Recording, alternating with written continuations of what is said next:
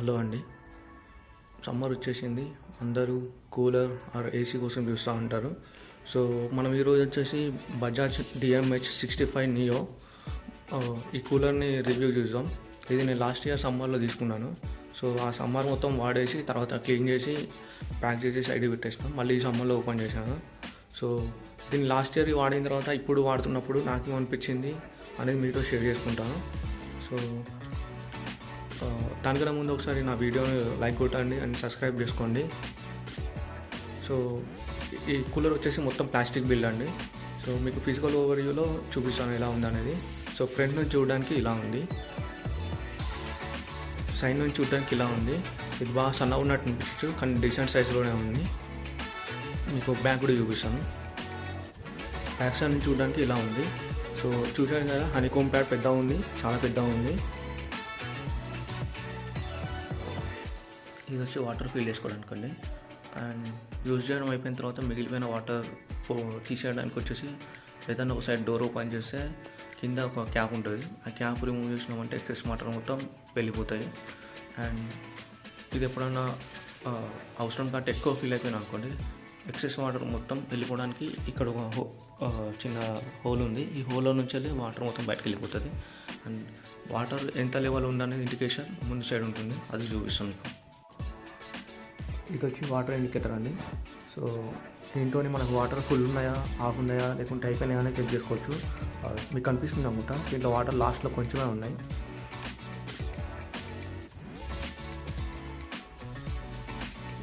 Wheels వచ్చి బాగున్నాయండి, quality బాగున్నాయి. అండ్ వాటర్ ఫిల్ చేసినాక అంటే ఫుల్గా ఫిల్ చేసినాక కూడా కూలర్ని అక్కడిక్కడ మూవ్ చేయడానికి ఈజీగా ఉంది, కంఫర్టబుల్గా మూవ్ చేసుకోవచ్చు, ఎలాంటి ప్రాబ్లం లేకుండా. ఇది వచ్చి ఐస్ చాంబర్ అండి. దీంట్లో ice cubes or ice water వేసుకోవచ్చు. ఇది ఉండడం వల్ల పెద్ద యూజ్ ఏం లేదండి. దీంట్లో ఐస్ క్యూబ్స్ ఐస్ వాటర్ వేయడం వల్ల 60 లీటర్స్ వాటర్స్ని దానివల్ల కూలింగ్కి హెల్ప్ అవుతుందంటే అది జోక్ అని చెప్పుకోవాలి. సో ఇది జస్ట్ ఏమైనా స్టోర్ చేసుకునే మనకి వస్తుంది, కూలింగ్కి అయితే అసలు పనికి రాదు. ఇది మనం కింద పండుకున్నా బెడ్ పైన పండుకున్నా హెయిర్ మాత్రం చాలా మంచిగా వస్తుంది. హెయిర్ త్రోలో మాత్రం 100% ఇచ్చేస్తుంది. కూలింగ్లోనే కొంచెం డిసప్పాయింట్ చేస్తుంది ఆఫ్టర్ 1 ఇయర్. ఇవి వచ్చేసి మీరు ఎయిర్ని అడ్జస్ట్ చేసుకోవడానికి ఇది అప్ సైడ్ అండ్ డౌన్, ఇంకొకటి ఉంటుంది, ఇది కూడా అప్ అండ్ డౌన్ తీసుకోవచ్చు. ఇది కంప్లీట్గా క్లోజ్ అవ్వట్లేదు. అండ్ ఇది కంప్లీట్గా క్లోజ్ అయితే బాగుండేది. దీంట్లో అన్ని పురుగులు దోమలు వెళ్ళిపోయి లోపల ఉంటున్నాయి. ఫ్యాన్ వచ్చేసి 5 బ్లేడ్ ఉంటుంది. సో ఫ్యాన్ తిరిగినప్పుడు నాయిస్ అయితే బాగానే వస్తుంది. కూలర్ కొన్నాక నాయిస్ కంపల్సరీ ఉంటుంది, అసలు నాయిస్ లేకుండా ఉండదు. హై స్పీడ్లో అయితే చాలా ఎక్కువ నాయిస్ ఉంటుంది. సో బెటర్ 1 or 2లో పెట్టుకోవడం బెటర్. కూలర్లో ఎయిర్ త్రో మాత్రం చాలా బాగుంది.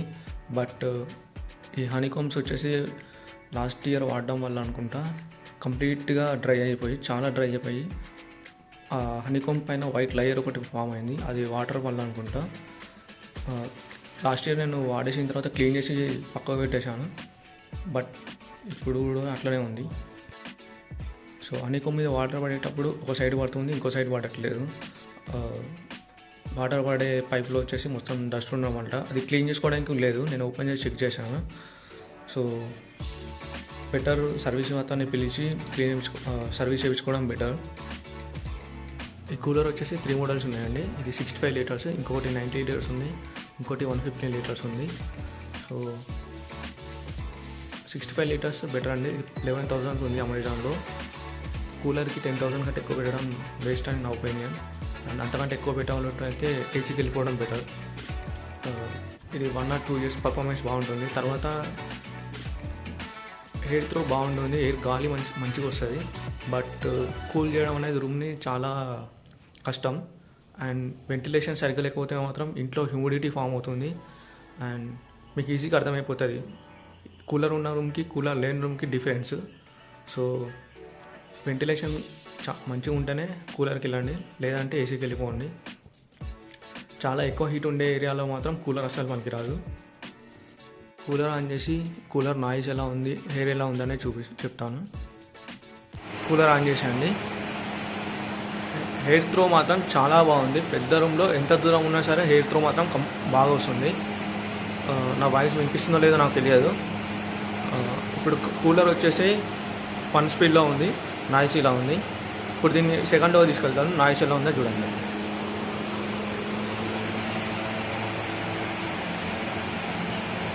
అక్కడ 3 ఇండికేటర్స్ బ్లింక్ అవుతున్నాయి. అంటే నేను swing and pump and fan 3 వేసి పెట్టాను. సో ఇప్పుడు 3లో పెట్టి చూపిస్తాను.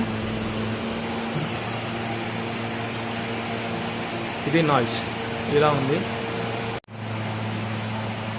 కూలర్ వచ్చేసి నాకు ఆల్మోస్ట్ 11 ఫీట్ దూరంలో ఉంది. ఎయిర్ మాత్రం చాలా బాగా వస్తుంది. పెద్ద రూమ్కి ఈజీగా సెట్ అవుతుంది, ఎందుకంటే ఇది డిసర్ట్ కూలర్. చూడండి, మోటార్ ఆన్ చేసిన తర్వాత హనీకోమ్ ప్యాడ్ వచ్చేసి కంప్లీట్గా తడవట్లేదు. ఇక్కడ వెట్ ఉంది, అక్కడ డ్రై ఉంది.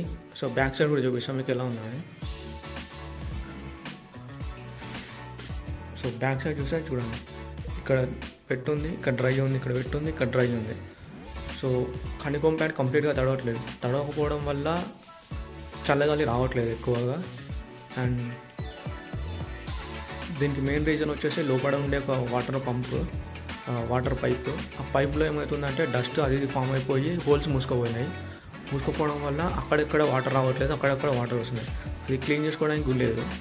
సో బెటర్ ఒక సర్వీస్ మ్యాన్ పిలుచుకొని అది క్లీన్ చేయించుకోవడం బెటర్. అండ్ వీలైతే కుదిరితే ఇయర్కి ఒకసారి హనీకోమ్ ప్యాడ్స్ కూడా చేంజ్ చేయించుకోండి. ఇది చాలా డ్రై అయిపోయాయి. అండ్ కొన్నప్పుడు కార్డ్బోర్డ్ పేపర్ లాగా ఉంటుంది. ఇప్పుడైతే చాలా అంటే చాలా గట్టిగా అయిపోయినాయి. తడిసినా కూడా, అంటే కంప్లీట్గా వెట్ అయిపోయినాక కూడా మాన్యువల్గా వెయిట్ చేసినా కూడా రావట్లేదు. కూలర్కి సంబంధించిన మిగతా ఫీచర్స్ అన్నీ మీరు అమెజాన్ ఆర్ ఫ్లిప్కార్ట్లోకి వెళ్ళి చెక్ చేసుకోవచ్చు. లైక్ ప్రైస్ ఎంత ఉంటుంది ఒక్కొక్క మోడల్ మీద, అండ్ వారంటీ ఎన్ని రోజులు ఇస్తారు, ఇలాంటి ఫీచర్స్ ఉన్నాయి అని. సో అందులో ఉండేటి సగం బెస్ట్ అనే చెప్పుకోవచ్చు. ఈ కూలర్ నేను 1 ఇయర్ నుంచి వాడుతున్నాను. అండ్ నేను ఫేస్ చేసిన ప్రాబ్లమ్స్ అండ్ నాకు అనిపించింది మాత్రమే చెప్పాను. ఒకవేళ మీరు ఈ కూలర్ వాడితే మీకు ఎలా అనిపించింది అని కామెంట్స్లో రాయండి. అండ్ వీడియో నచ్చినట్టయితే లైక్ అండ్ సబ్స్క్రైబ్ చేసుకోండి. నా ఛానల్కి చాలా హెల్ప్ అవుతుంది. And thanks for watching. Bye.